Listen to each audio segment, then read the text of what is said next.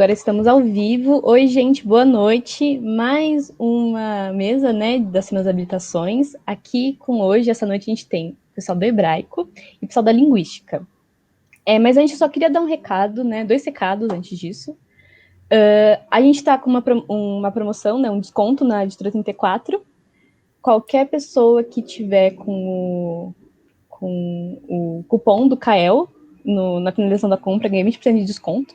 Então, isso vale até o final da semana da habilitação. E o segundo recado, a gente vai marcar uma assembleia para discutir as eleições ainda no final dessa semana. Então, fiquem atentos nas redes sociais, no Facebook, que a gente vai divulgar bonitinho. Então, a gente vai começar com a linguística. Professor Paulo, se o senhor for compartilhar, tem aqui embaixo compartilhar, abre a tela, aquele mesmo esquema bem parecido com o Meets. Tá, tudo bem. Boa noite para todos, obrigado pelo convite. Espero conseguir ajudar vocês a saberem se a linguística é a opção legal para vocês ou se é melhor escolherem outra. Né? O que eu faço, na verdade, nessa apresentação, quando eu participo da Semana das Habilitações, né, é falar um pouco de cada uma das disciplinas obrigatórias. Aí já dá uma ideia geral do que vocês acabam vendo no curso. Né? Então, eu posso até compartilhar, estava vendo aqui a estrutura curricular na página do departamento, posso compartilhar e aí eu falar de cada uma delas. Pode ser? Vou compartilhar, então. Deixa eu ver, compartilhar a tela.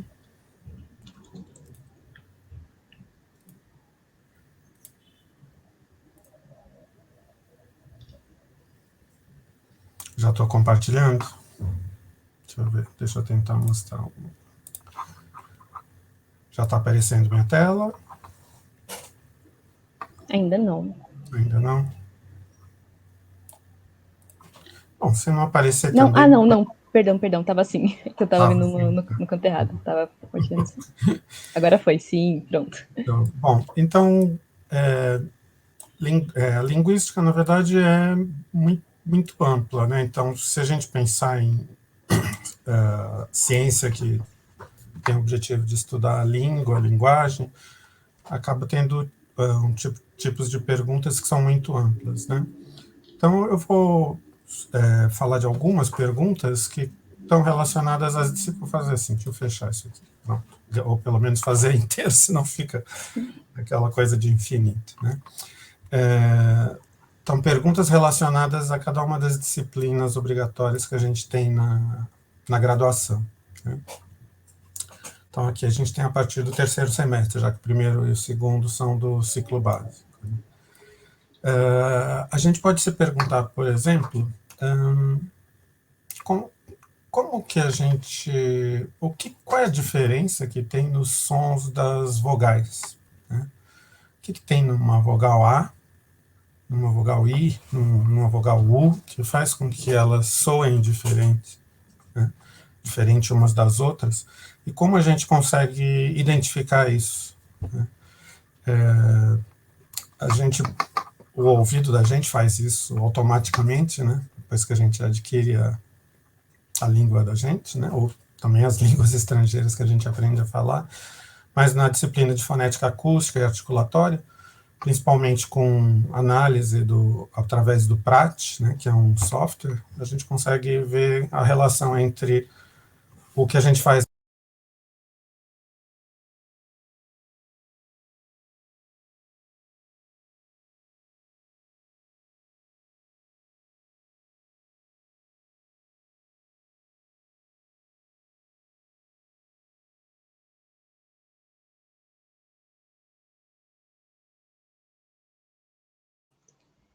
Acho que o professor caiu.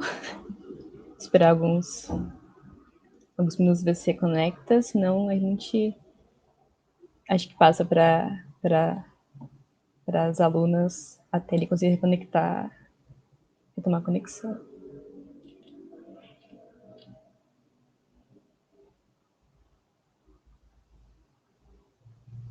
Acho que é isso. Luana ou Laura, alguém pode começar para a gente não perder tempo a falar da habilitação, da linguística? Eu posso começar a falar. Por favor. O professor estava apresentando o currículo do curso, né?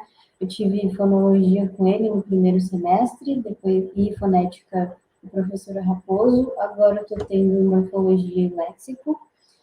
E eu quero falar um pouco sobre a minha experiência, como está sendo, o que me levou para a linguística e alguns pontos positivos e negativos, né, da habilitação.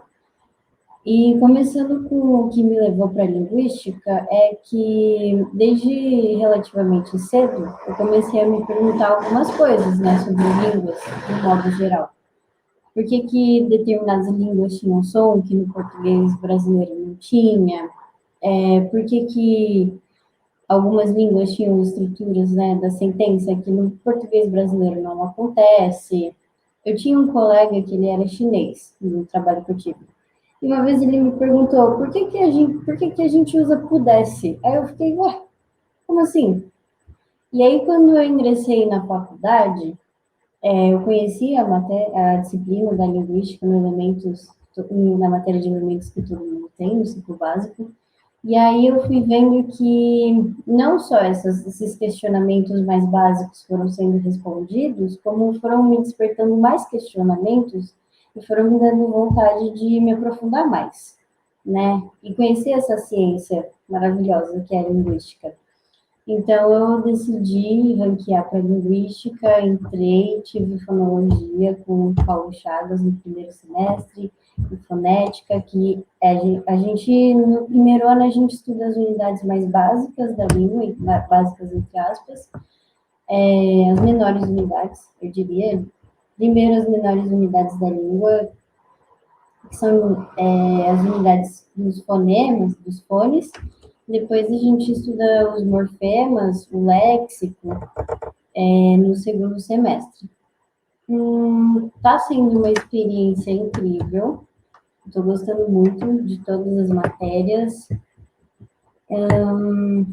A única coisa que eu tenho para dizer assim, de negativo é que, enquanto estudante que precisa trabalhar enquanto faz a graduação, eu sinto que é um ritmo um pouquinho puxado, talvez, para quem precisa trabalhar. Acho que a USP, como um todo, é bem puxada para estudantes de baixa renda, sabe? Pode ser uma experiência um pouco massacrante, por vezes.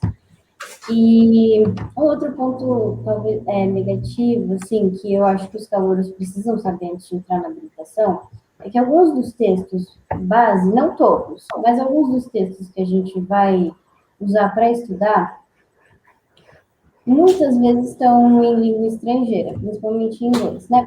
Majoritariamente em inglês. A habilitação ela já pressupõe que você teve acesso a esse ensino, a esse estudo antes de entrar na faculdade. Então, realmente é um pouco mais difícil para estudante que é de baixa renda. Agora, eu não sei se eu passo a bola para a Laura ou se para o professor. Acho que o professor voltou. Professor? Uhum. Tá ouvindo a gente?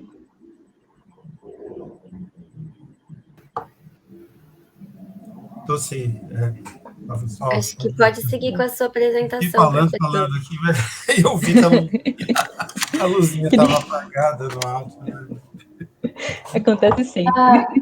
Eu acabei caindo também, professor, se conectar o cabo de rede no computador, acho que fica melhor. Se fizer o quê? Conectar o cabo de rede. Eu acabei de fazer isso. Uhum.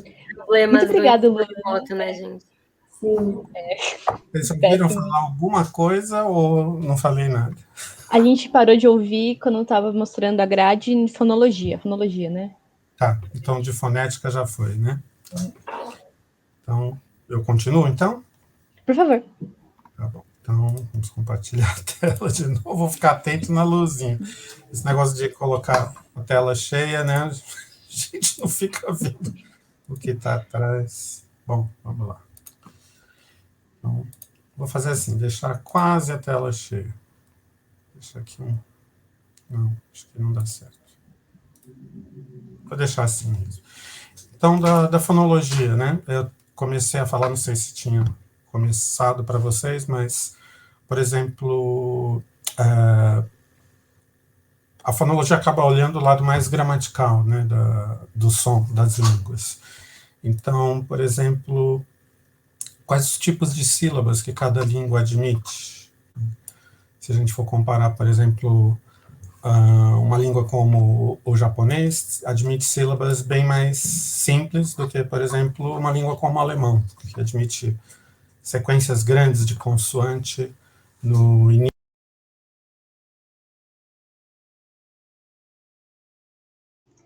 Ops, hoje tá difícil. O professor caiu.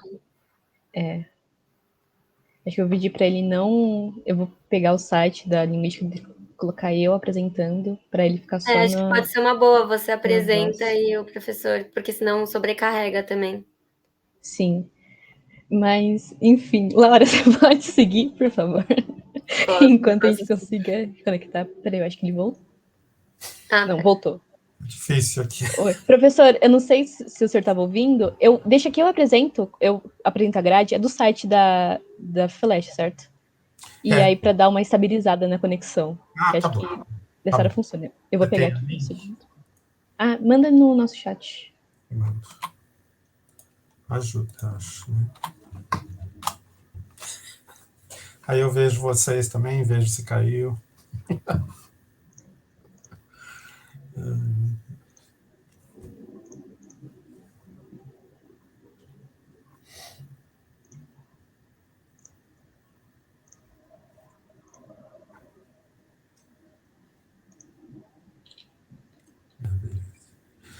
Então, vou continuar o da fonologia, acho que cortou na metade. Né? Então, varia muito o tipo de sílabas que as línguas admitem. Né? Se a gente pegar uma língua como o japonês, tem tipos de sílabas bem simples, digamos, né? Com uma consoante no início, uma no máximo no final. Mas se a gente pegar uma língua como o alemão, pode ter várias consoantes no início da sílaba e várias no final, né?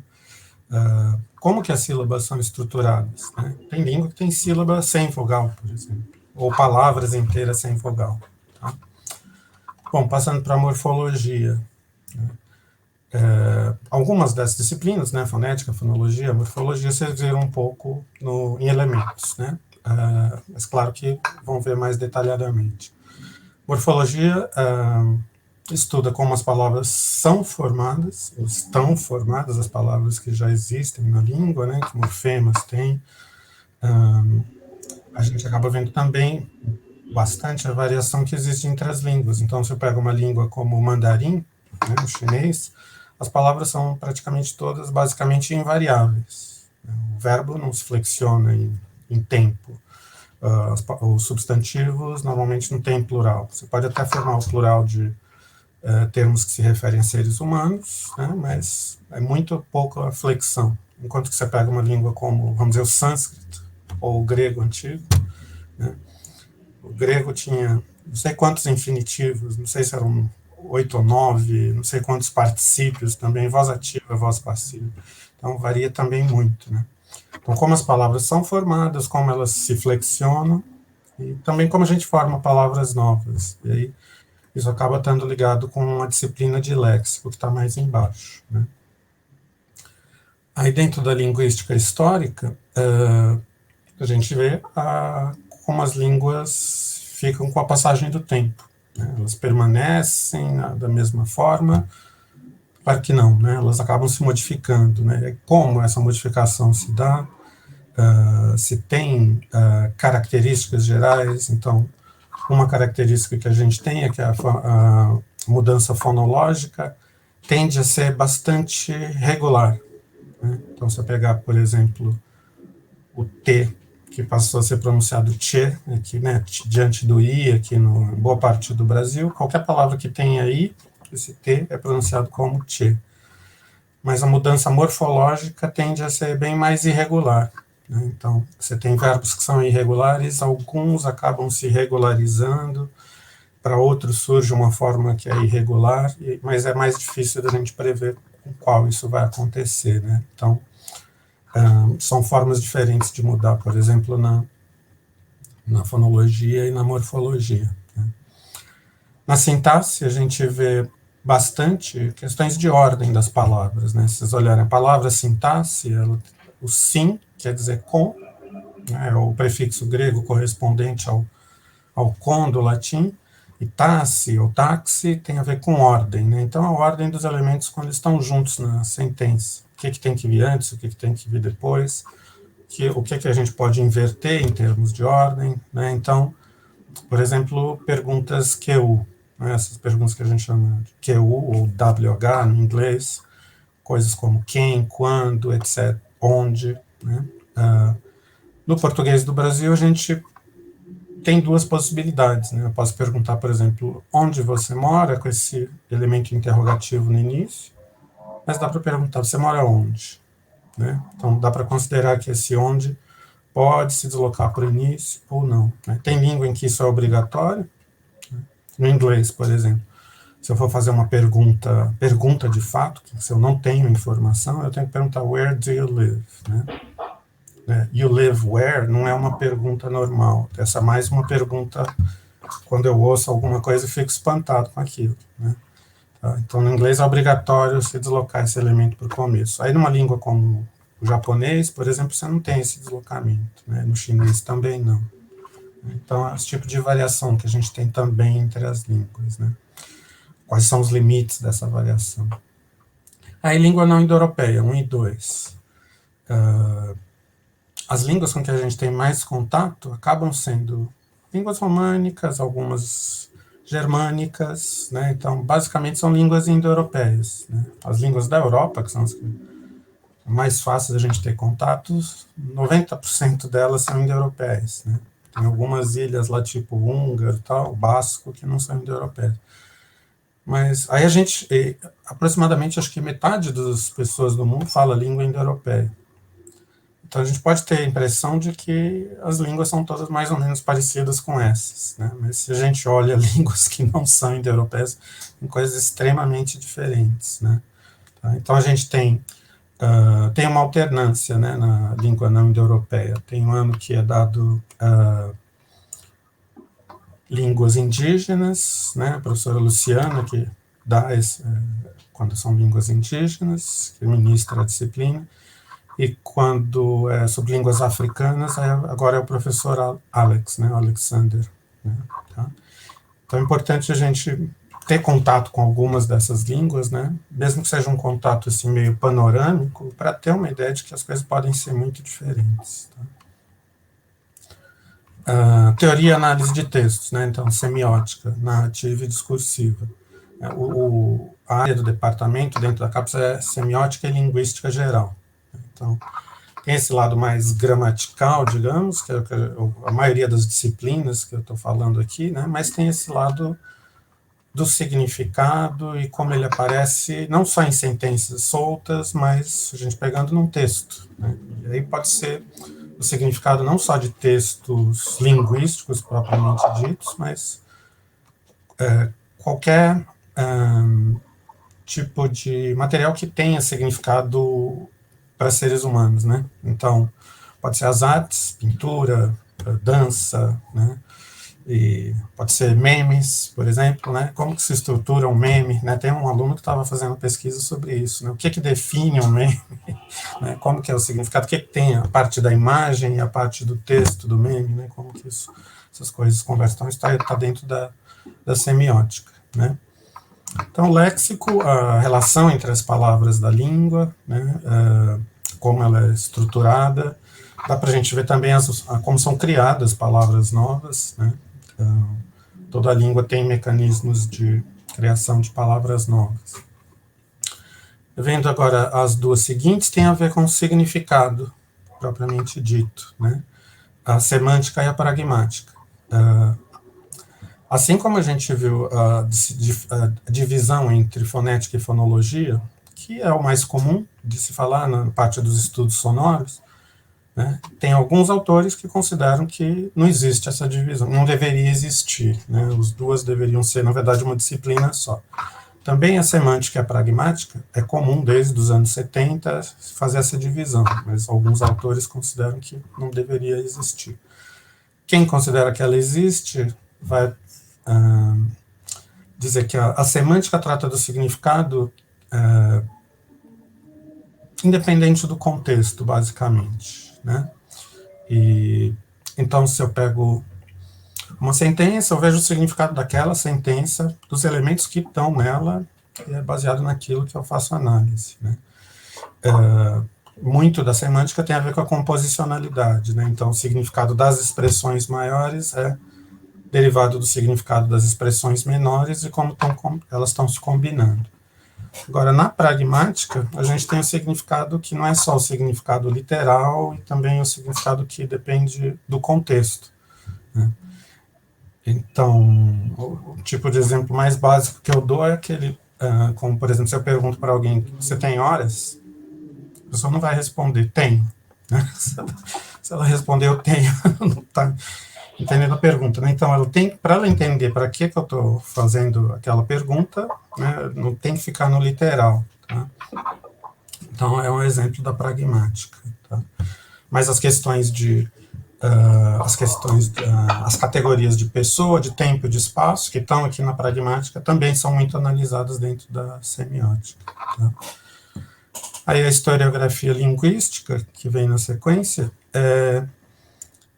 estuda o desenvolvimento das ideias linguísticas no tempo, né? Então, como se pensava a respeito da língua, por exemplo, no século XIX ou no começo do século XX, e como tem mudado de lá para cá, tá? Então, tem um olhar crítico com relação às teorias, e aí também tenta entender como que elas se estruturam, como elas surgem, né? Uma em reação à outra, né? O que é que faz com que uma ideia pegue, digamos, né? Não é só ela ser uma ideia que se sustenta, mas tem todo um conjunto de condições que acabam sendo necessárias para conseguir que uma teoria vá em frente, né? Então, historiografia estuda esse tipo de coisa, tá? O que tem mais coisa para baixo? O último que eu estou vendo é historiografia. Tá. Aí tem a sociolinguística, né, que variacionista, né, derivada do trabalho do Labov, que estuda a variação, como o nome já está sugerindo, né, que é a questão de que, na verdade, toda língua tem variação. Em nenhuma língua todo mundo fala do mesmo jeito, né? Como a gente vê até no livro de elementos, um único falante, na verdade, não fala o tempo todo do mesmo jeito. Se ele tiver, por exemplo, se uma pessoa estiver em casa, conversando com a família, ela vai falar de um jeito. Pode ser que no trabalho, né, ou dentro de uma cerimônia de casamento, ou numa entrega de um prêmio, ou qualquer coisa assim, ela vai falar de um jeito diferente, né, tá? Um jeito mais formal, mais informal, etc., né? E aí, com a variação, a gente pode acabar tendo a mudança, né? Então, tem uma ligação forte da sociolinguística com a linguística histórica. E a psicolinguística, que é a última obrigatória, tem duas áreas principais, que são o processamento, que estuda o que acontece no cérebro, na mente da gente, enquanto a gente está falando, ou ouvindo, ou escrevendo, ou lendo, né?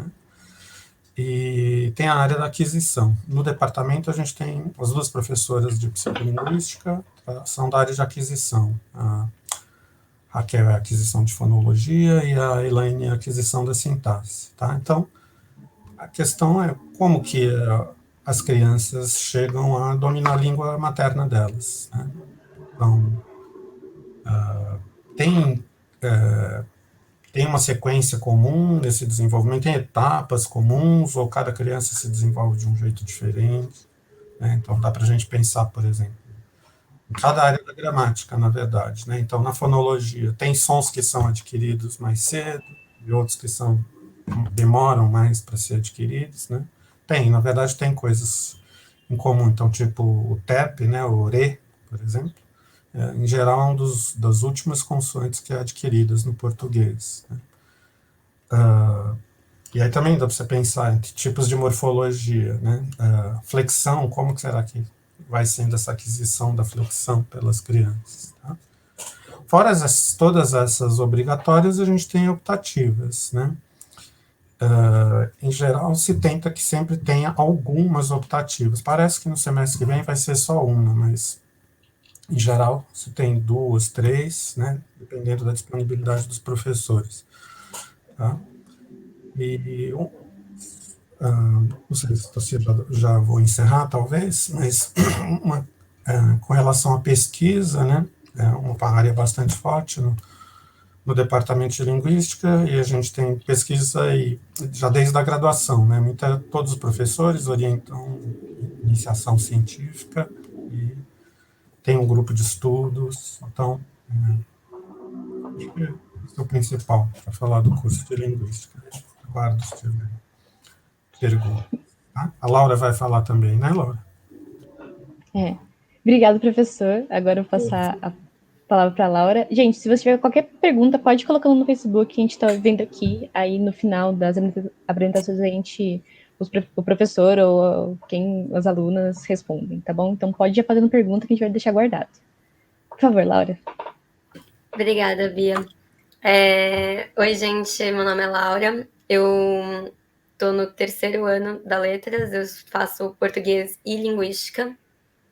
E vim falar aqui um pouco para todos os calores que estão agora nessa escolha, né? Tipo, das habilitações, né? Um processo que todos nós já passamos aqui que estamos falando, do ranqueamento.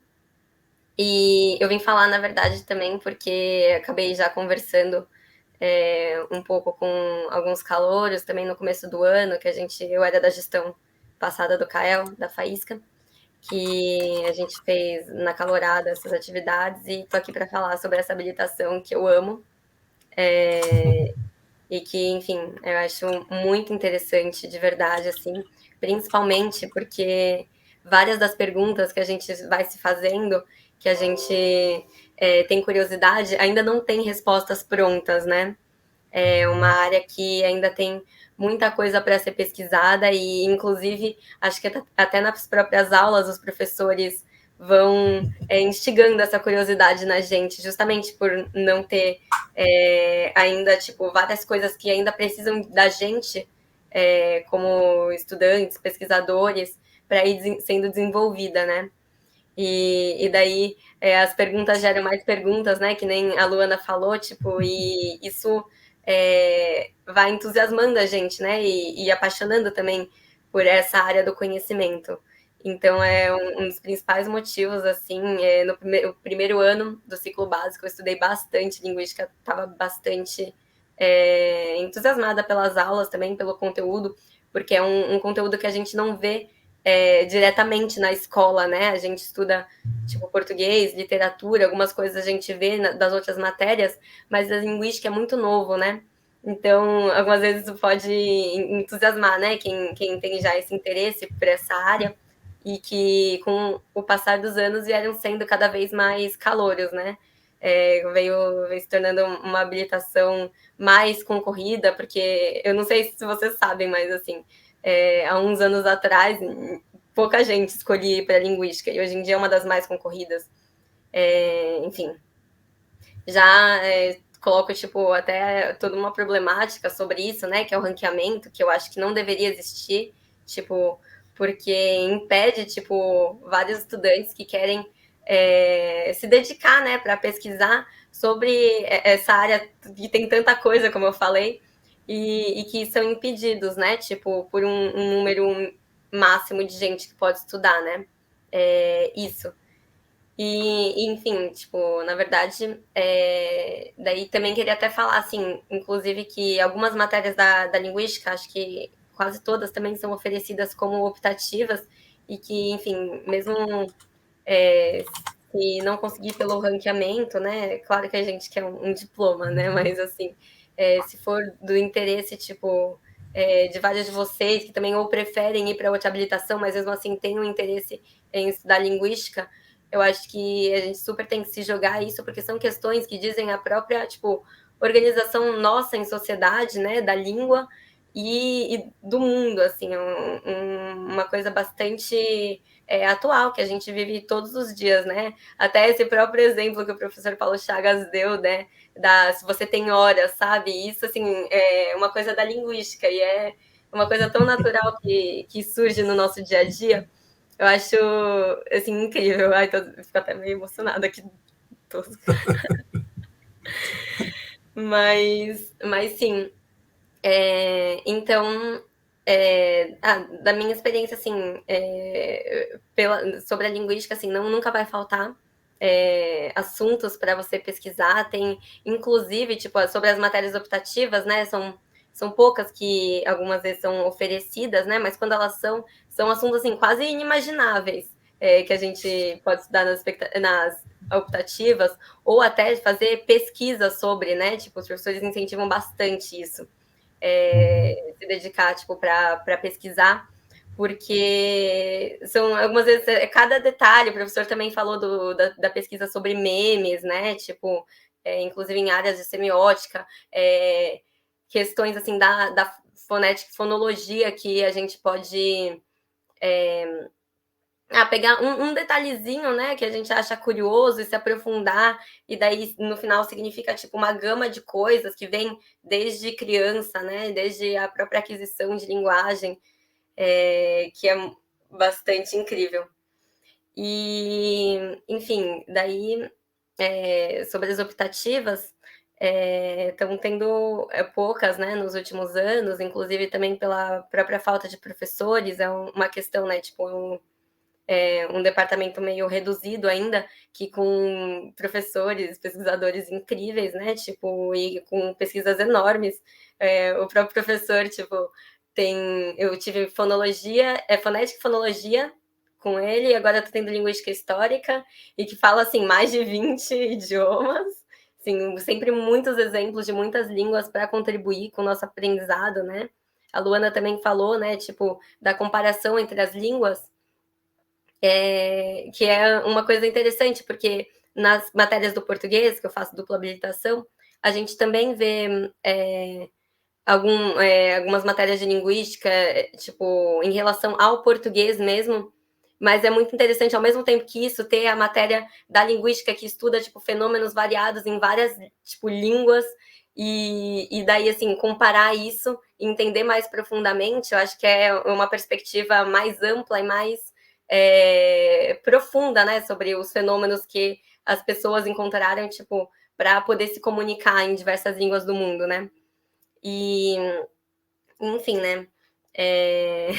Daí, enfim, acho que a gente tem que batalhar bastante para defender essa habilitação, né? Tipo, que poder tornar esse conhecimento o mais amplo possível, né? Tipo, agora, enfim, desde o próprio teto de gastos do Temer, enfim, o congelamento das contratações na faculdade, vem sendo até mais difícil no último período fazer essas matérias optativas também acontecerem, e algumas obrigatórias. Acho que é um problema de todas as habilitações, não só da linguística, né? Algumas, no ano que eu entrei, com perigo de fecharem e não existirem mais, que é um absurdo, né? O quanto a gente tem que defender mesmo a universidade para que a gente possa ter direito de estudar o que a gente quiser, aprofundar e enfim, defender a ciência, né? Principalmente nesse momento agora, que a pandemia escancara, né? Como é necessário a universidade presencial, defender a pesquisa, defender a ciência. E, enfim, acho que a minha paixão pela linguística também vai no sentido, né, tipo, de lutar para que todo mundo possa estudar isso, para que seja estudado nas escolas, que é um conhecimento, assim, como vários, falando também já de mercado de trabalho, né, que é uma coisa que as pessoas algumas vezes perguntam, de que a maioria de nós provavelmente vai ser professor ou já é professor, e que é um conhecimento que agrega tanto, né? Tipo, lidando assim, não só lidando com crianças, né, na parte de aquisição de linguagem, mas com a própria linguagem, né? Com até, tipo, erros da gramática normativa que as pessoas conhecem, e a gente estuda isso na linguística como descrição, por que isso acontece, né? O que se passa na cabeça das pessoas, por que não outros erros acontecem, erros, tipo, da gramática normativa, mas são fenômenos da nossa língua. E, enfim, acho que agrega muito. Além disso, eu tive a oportunidade de trabalhar com transcrição de áudio, né? E daí foi um trabalho que eu consegui, inclusive, por causa da habilitação de linguística. Então, acho que também tem esse tipo de oportunidade, mas que eu acho bastante completa num sentido assim, tipo, não é uma área específica, né? Tipo, para se buscar trabalho, porque daí é mais direcionado para pesquisa mesmo, mas que eu acho que agrega muito assim em cada área da nossa vida. Hoje em dia eu trabalho, por exemplo, com uma área mais administrativa e consigo identificar, tipo, como a linguística, por exemplo, a semiótica, pode me ajudar na produção do material de textos para o que eu faço agora, né? Então, acho que, de qualquer jeito, assim, só tem bastante a agregar e defendo muito a linguística. Acho que é isso. Obrigada, Laura. Eu adoro ver essa habilitação, porque eu adoro ver os veteranos, tipo, apaixonados pelo que estudam. Acho que é a melhor parte. Eu sempre tento ver, mesmo quando... Claro, pode. Uhum, Como claro. atendo a fala da Laura, nessa parte de mercado de trabalho, estão surgindo novas áreas, porque a linguística também tem a capacidade de ser muito interdisciplinar. Então, a gente vê os estudos de neurolinguística, a gente vê estudo de linguística computacional, que está chegando na USP, que também está sendo uma área muito forte de trabalho. Então, a linguística é uma ciência muito abrangente e por isso eu acho que vale muito a pena para quem quiser conhecer, fazer a habilitação ou pegar como optativa, como infelizmente a habilitação é bem concorrida, infelizmente não tem vaga para todo mundo. É só a fonética que não dá para pegar como optativa. E um outro adendo é que, na verdade, a gente tem um léxico no quarto semestre. Essa estrutura curricular ela mudou um pouquinho, a gente tem léxico no quarto e linguística histórica no sexto, se não me engano. Era o sexto. Isso, eu tô no sexto, daí eu tô fazendo linguística histórica. Obrigada, pessoal. Uma coisinha. Acho que são duas disciplinas que não são abertas, são fonética e acho que agora é léxico. Tá? E aí, com relação ao que a Laura comentou, que antes não era uma habilitação que tinha tanto interesse, agora aumentou. Na verdade, assim, quando começou o ciclo básico, mudou muito, porque as pessoas tinham que escolher linguística antes de entrar, não sabia nem o que era. Agora as pessoas têm linguística no primeiro ano, aí dá para saber. Uns adoram, outros não querem mais ver, né? Assim, né? Então, os que adoram, como a Laura, escolhem. A gente está aqui para ajudar a fazer essa escolha. Então é isso, gente. Muito obrigada. A gente vai deixar as perguntas para o final, né, gente? Se vocês tiverem perguntas, podem ir mandando no chat, que vocês vão responder. Agora eu passo a palavra para a professora Suzana. Professora, você está aí? Oi? O microfone está fechado.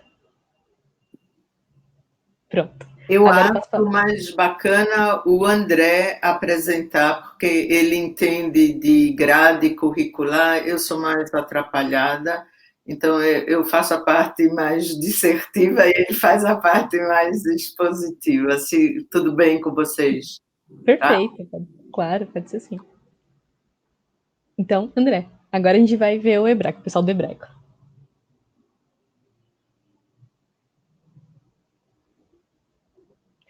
A gente não tá te ouvindo.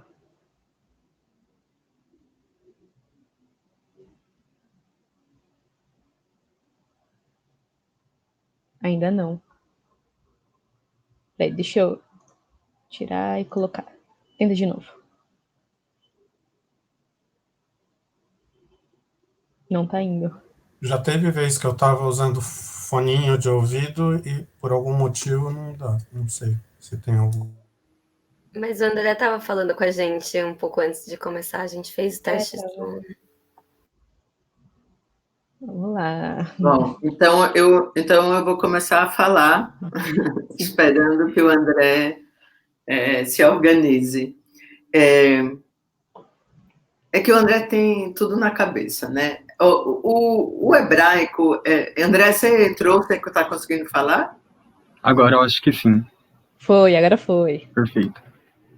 Então, bom, eu vou começar. Como eu estava falando, eu sou aluno de letras do 4º ano, faço tanto português e hebraico. E antes de começar a falar, eu queria ler um pedacinho de um texto muito famoso, que eu acho que boa parte de vocês conhecem ou já ouviram falar uma vez. E no original é em hebraico. Eu vou ler em hebraico e depois eu coloco uma tradução. Eu não vou falar qual texto é, depois eu falo qual é. Mas o texto diz assim: Lakol izman ve'et, lakol chayfetz tachat hashamayim, et laledet ve'et lamut, et lata'at ve'et la'akor na toa, et la'arog ve'et lirpo, et lifrot ve'et livnot, et livkot ve'et lishok, et sepod ve'et rekod, et leashlir havanim ve'et kenoz havanim, et lachavok ve'et lirchok mechabek, et levakesh ve'et le'abed, et lishmor ve'et leashlir, et likroa ve'et litpor, et lachashot ve'et ledaber, et lehov ve'et lishno, et milchama ve'et shalom. Eu leio a primeira parte de Eclesiastes 3. Eu leio na tradução da Bíblia de Jerusalém. Diz assim: Há um momento para tudo e um tempo para todo propósito debaixo do céu. Tempo de nascer e tempo de morrer. Tempo de plantar e tempo de arrancar a planta. Tempo de matar e tempo de curar. Tempo de destruir e tempo de construir. Tempo de chorar e tempo de rir. Tempo de gemer e tempo de bailar. Tempo de atirar pedras e tempo de recolher pedras. Tempo de abraçar e tempo de separar. Tempo de buscar e tempo de perder. Tempo de guardar e tempo de jogar fora. Tempo de rasgar e tempo de costurar. Tempo de calar e tempo de falar. Tempo de amar e tempo de odiar. Tempo de guerra e tempo de paz. Esse é Eclesiastes 3. Agora, explicando um pouco porque eu escolhi hebraico. Na verdade, como a Laura falou, a gente está no ciclo básico, a gente não sabe direito para onde a gente vai, eu acho que isso é muito normal. E eu queria uma habilitação que me oferecesse cultura e literatura. E eu acho que não tem nada mais rico do que o hebraico nesse sentido.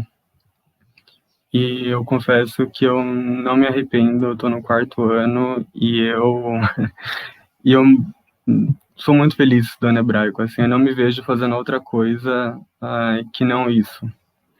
Eu vou apresentar uns slides só para sistematizar a parte mais técnica da habilitação.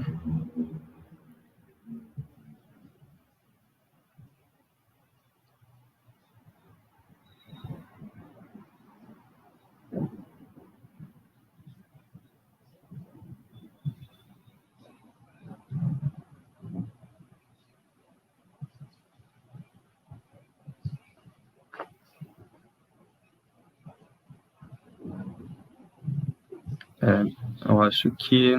Bom,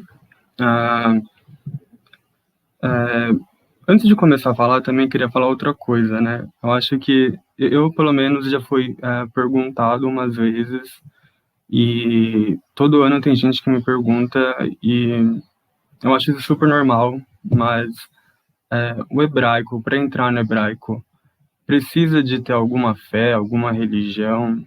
E a resposta, obviamente, é não. O hebraico é uma habilitação que abraça todo mundo, e a gente, é claro, não está interessado na sua fé, na sua filosofia, na sua religião. Vale lembrar sempre que a USP é uma universidade laica, e todo o estudo é feito de maneira laica. Enfim, depois eu falo mais disso, a gente vai chegar lá. Algumas informações da estrutura do curso, né? O hebraico a única habilitação que está no noturno. Infelizmente, a gente não tem de manhã. Então, os alunos da manhã, se eles quiserem entrar no hebraico, eles se matriculam na habilitação e eles automaticamente passam para o período noturno, como aconteceu no meu caso. O hebraico segue o calendário judaico, então isso quer dizer que quando a gente tem festividades, a gente não tem aula, o que é bom.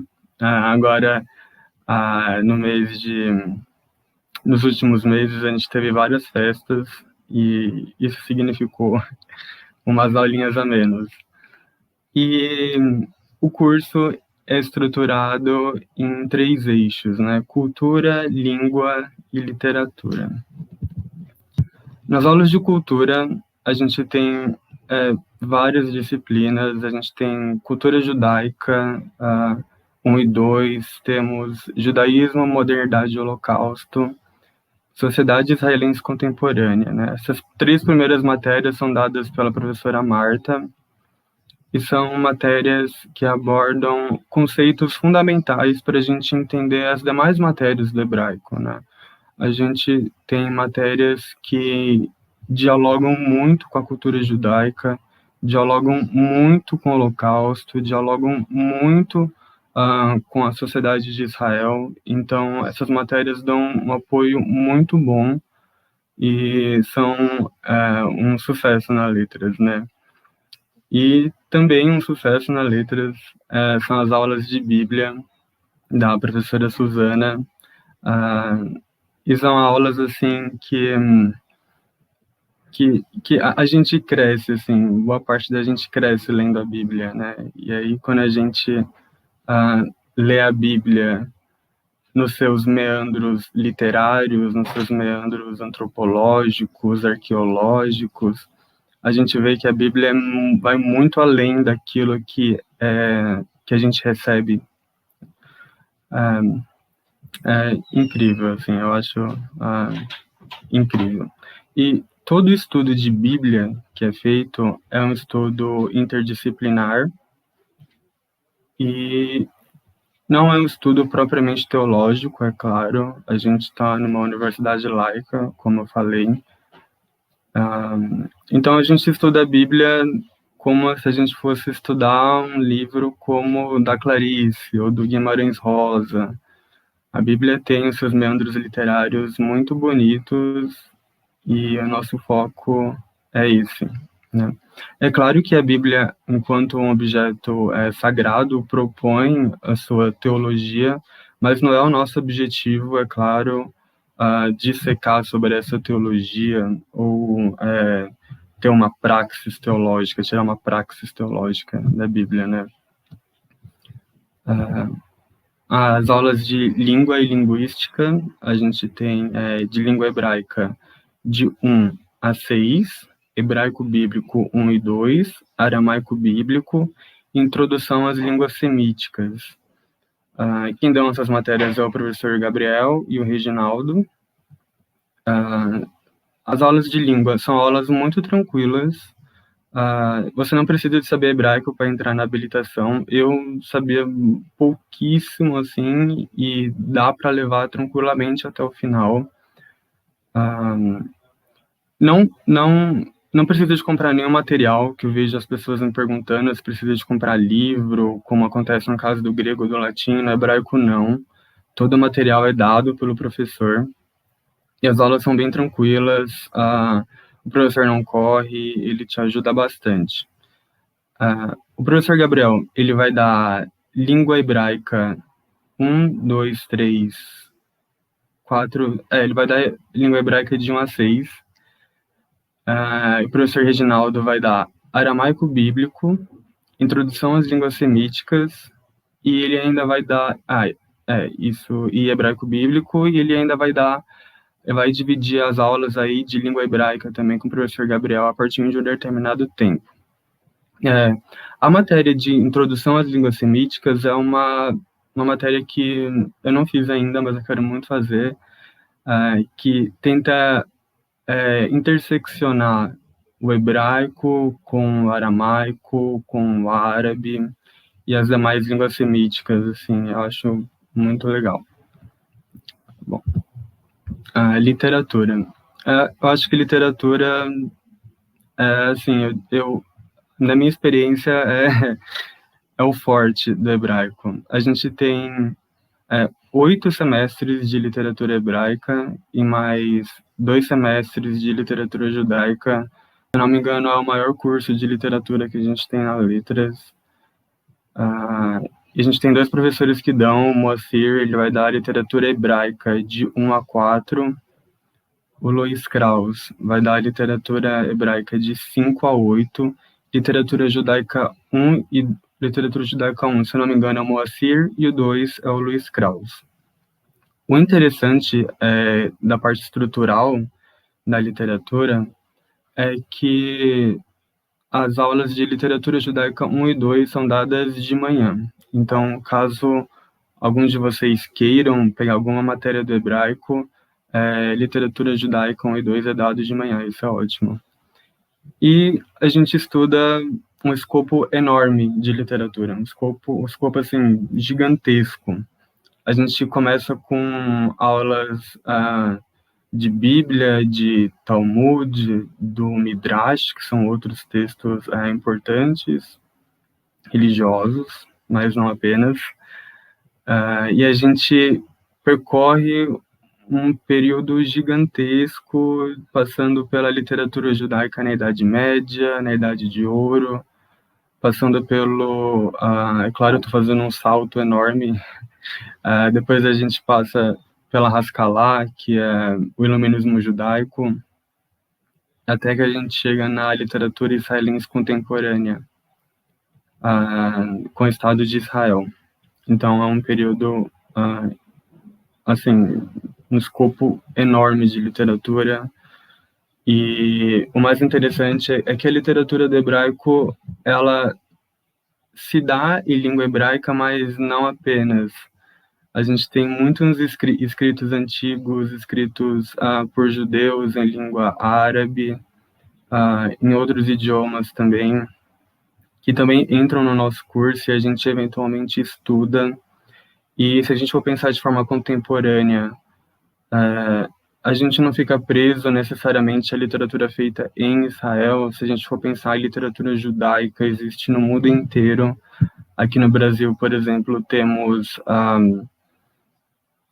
Clarice, temos Moacir Scliar. Se a gente for pensar nos Estados Unidos, temos outros autores incríveis. Então, isso também abarca os assuntos que a gente lida no curso, né? É, assim, uma infinidade de possibilidades. Falando sobre carreiras, tem as carreiras, é claro, que todo aluno de letras pode seguir, que já é bem conhecida da gente, né? Aqui em São Paulo, temos escolas judaicas que dão aulas de hebraico. Temos também os seminários e faculdades de teologia que dão hebraico bíblico. Então, é uma área para quem se interessa para a área bíblica ou de hebraico bíblico. É uma área que tem demanda. Temos ainda a área de tradução, que também tem muita demanda, porque não é fácil achar tradutores de hebraico. E a área de pesquisa, como eu falei, vai ter, e sempre vai ter o que pesquisar. Essa parte eu vou deixar para a Suzana, porque ninguém é melhor do que ela para falar sobre o SEG. Suzana, deixo com você agora. Obrigada, André. André é monitor das disciplinas de Bíblia, ele devia ter falado melhor das disciplinas de Bíblia, mas depois eu puxo a orelha dele. O Centro de Estudos Judaicos. existe há 50 anos na FEFELESH. É um centro de apoio aos nossos alunos, também aos professores. É um centro que, no ano passado, a gente conseguiu mudar o rumo desse centro por causa de, obviamente, as restrições que estão sendo impostas em relação a bolsas de TGI, bolsas de iniciação científica e de pós-graduação. Então, nós criamos, no Centro de Estudos Judaicos, uma sociedade de amigos e resolvemos que não adianta falar mal de governo e que não tem bolsas, a gente vai conseguir bolsas para os nossos alunos. E começamos, então, todo um movimento a partir do Centro de Estudos Judaicos. Todo centro pode fazer isso na USP, os centros que existem. Mas, não sei, tem uma atitude um pouco reflexiva na USP, e não é o nosso caso. Então, o centro, ele age como um polo difusor de conhecimento, a interface entre a USP e a sociedade maior. Nós atuamos muito na sociedade maior, nós fazemos grande parte das nossas aulas em aulas abertas, agora online, isso facilita, mas é nosso interesse trazer a sociedade para a USP e mostrar nossos alunos e nossos estudos para a sociedade maior. Então, o Centro de Estudos Judaicos tem uma pequena biblioteca, mas é uma biblioteca muito direcionada para o que nós ensinamos, o que nós estudamos aqui na USP.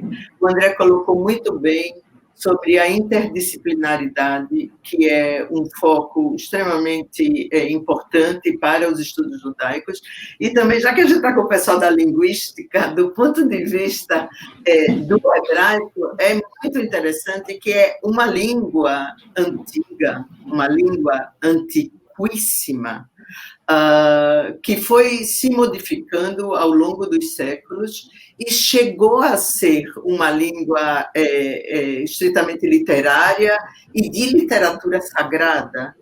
E é uma língua que sofreu uma revolução, sofreu uma remodelação total. E para vocês terem ideia, o hebraico, por exemplo, que é falado hoje na diáspora judaica, no Estado de Israel, não tinha termos como elevador,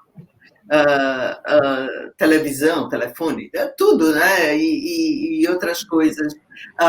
Então, o hebraico, esses termos foram inventados, mas a partir de raízes do hebraico bíblico.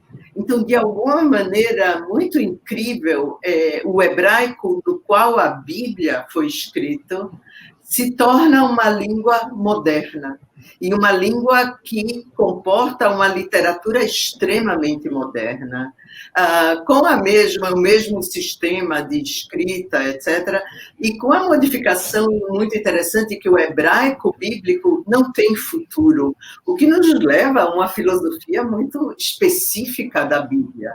Não existe o tempo futuro, e no hebraico atual existe o tempo futuro. Então, quando alguém vem estudar hebraico, e eu recomendo essa habilitação, porque, na verdade, é um estudo da nossa civilização. É um estudo que vai acompanhar todas as décadas. E além de a literatura da Bíblia, e a literatura da Bíblia em hebraico, é a base da nossa literatura ocidental, da nossa filosofia, de todas as formas de estética, quer dizer, está no substrato da cultura ocidental, a Bíblia, e a sua interpretação, tanto judaica como cristã. E nós não estudamos o Novo Testamento porque escapa à nossa área de estudo judaico, mas ao ler a literatura que se cria a partir da Bíblia, nós estamos lendo realmente a literatura da nossa civilização. Então, é um curso, eu acho as habilitações super importantes em letras, e porque só letras abre a cabeça das pessoas. Então, mesmo que vocês não optem pela habilitação em hebraico, eu recomendo que vocês venham e assistam às aulas de hebraico como optativa. Nós temos, por isso, várias optativas. Não é necessário saber hebraico, não é, obviamente, nenhuma posição religiosa de forma alguma. Nós não temos, na verdade, nenhum professor que entende de religião ou pratica a religião. E eu recomendo, na verdade, que vocês peguem optativas de todos os cursos. A graduação é a oportunidade de abrir a cabeça, de conhecer, depois a gente só vai afunilando, mesmo na carreira acadêmica, hein, professor? Mas enquanto a gente está na graduação, quando é realmente a nossa formação. Então, fica o convite para vocês conhecerem o hebraico de perto. Se tudo der certo, no ano que vem volta tudo presencial e o Centro de Estudos Judaicos está aberto. Estamos na sala 105 do prédio de letras e vai ser um prazer. É isso. Eu só queria... Deixa eu terminar. Eu queria agradecer o Caio pelo convite. Queria agradecer a Suzana, porque eu que convidei ela. E dizer que agradeço muito, agradeço a Suzana de forma particular pelo investimento em mim e que você acredita mais em mim do que eu mesmo. E é isso. Muito obrigado, gente. Essa é uma qualidade judaica. Eu sempre me emociono nas semanas de habilitação, gente. É muito, muito gostoso ouvir as pessoas falando da sua própria habilitação. Bom, voltando, não temos perguntas, então se alguém aqui estiver tímido, estiver assistindo e quiser perguntar, a hora é agora. É só mandar uma pergunta lá no Facebook que a gente vê e responde. Mas, enquanto a gente espera, né, se tiver perguntas, o pessoal da Linguística quer dar alguma declaração final, palavras finais, para encerrando? Professor? Sei, Laura, quer falar alguma coisa, Laura? Pode falar. Não, é que esse semestre eu, inclusive, achei interessante estar aqui apresentando com o hebraico. Eu peguei uma optativa do DLO de aramaico bíblico, que, na verdade, eu peguei porque não teria a oportunidade de estudar isso nunca mais, assim, fora na faculdade. E eu achei tão interessante porque é realmente sobre vários aspectos linguísticos dessa língua, e eu fiquei bem surpresa, né? Tipo, eu peguei para poder conhecer mais a caráter de curiosidade mesmo, e achei incrível que fui me identificando, assim. Então, concordo bastante com a professora Suzana de que momento para conhecer coisas que, enfim, tá estudando numa universidade, né, tipo, que ainda tem caráter bastante elitista, mas que, assim, deveria ser para todos, todo esse conhecimento, né, toda a oportunidade de estar conhecendo diferentes línguas, culturas, ou qualquer tópico, na verdade, que a gente queira estudar, e que, enfim, espero que tenham vários calouros, tanto na linguística quanto no hebraico, quanto em todas as outras habilitações, apesar, né, desse segundo vestibular, que é o ranqueamento. Espero que todo mundo consiga estudar bastante do que quer e vamos lutar para isso. Obrigada, gente. Com certeza. Imagina, com certeza. Eu também estou morrendo, eu tô mandando mensagem para um amigo, tipo, vamos fazer matérias no hebraico? Próximo semestre? Mas, professora Suzana, André, alguma palavras finais para o do hebraico? Ou eu posso já encerrar? Porque, não, infelizmente, nós não temos perguntas. Suzana, faz o seu merchan dos cursos de Bíblia. Mas aí é... Tudo bem. Bíblia. Bíblia não era ensinada na USP, porque Bíblia é coisa de religião, Bíblia é coisa de teologia. Mas eu vim de Israel para ensinar Bíblia na USP. Levou um tempo para conseguir colocar a Bíblia nas ementas, no título das disciplinas, e quando isso aconteceu, foi realmente uma surpresa o quanto de pessoas de todas as faculdades dessa universidade e de fora vêm estudar a Bíblia. Bíblia, obviamente, como literatura, como cultura, como uma história narrada com tantas nuances que a tradução, o próprio processo de tradução e de recepção da Bíblia alterou.